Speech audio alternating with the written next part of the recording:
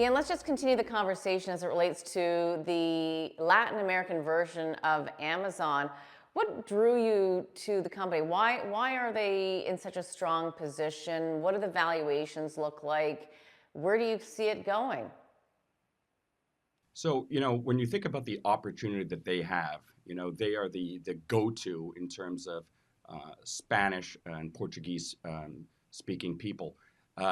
They're about $100 billion valuation company. Just to put that in perspective, Amazon is around 2 trillion. So you can look at, currently the current valuations of PE, but we like to look at how big can this company get.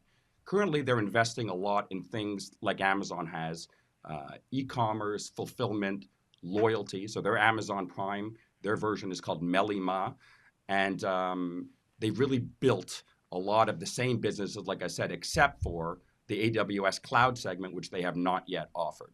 So they're investing a lot. So sometimes their earnings are depressed or not as high as they can be because they're investing so much. And we've seen that with Amazon throughout the years. But every time they invest, you start to see the fruits of their labor and their earnings in subsequent periods. So they're very much in control of their P&L. Their revenues are high. They have a PayPal business called Mercado Pago, which is also secondary to their e-commerce business, but it also unlocks a lot of potential within Latin America because it's not as sophisticated as North America is. So there's a lot of opportunities for first movers to really get in the ground and get these partnerships in place, and they're also looking for bank licenses as well. So at $100 billion, we really see this company at $2,000 a share. Listen, they've laughed at me before when I said where Amazon could go. I think you could see $5,000 on this. So a little bit more than a double, I'd say, over the next few years. Yeah. Well, and you've been so right on Amazon, and if you recall, and if I recall correctly, you and I have been on television for over a decade together, and every time Amazon would report and maybe their margins were a little bit weaker, I think you were still always a holder and always a buyer because you really saw the big picture. And my colleague and I were always like, well, when is it really going to kind of get the momentum on the margin side? And you just kept holding with the stock, correct? Well, I agree with you there. We've actually held the company for the longest time, held it personally since early 2000s. In our firm at Galliant, we've held it since 2007. And yes, I was on BNN when the stock was trading pre-split at around $100.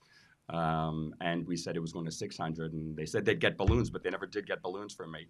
And then the stock subsequently with the stock splits, yeah, I went to about 4,000. So really, really well higher. But I think with the thing with Amazon, it's a great trading stock in between earnings. But when earnings come out, people always think the business is over, which is crazy because you have such a company that's so big, $2 trillion. It's in every aspect of our lives. They're the leader in AWS. And we just had a call with an analyst yesterday, and we were saying, what was the number one concern going into the last Amazon quarter? AWS. Well, the growth in AWS was higher than expected. It was around 19%. The street was expecting 1 or 2 points lower. And they hit the numbers. And then they said, yeah, but advertising wasn't as high, or this wasn't as high. Maybe their guide is a little conservative for next quarter, but people forget Q3, they're always ramping up their spend for the holiday season in Q4. But I'll tell you one thing when we talk about margins. This company, and no one mentioned it, so I'll be the first to say it, this company crossed 50% gross margins last quarter.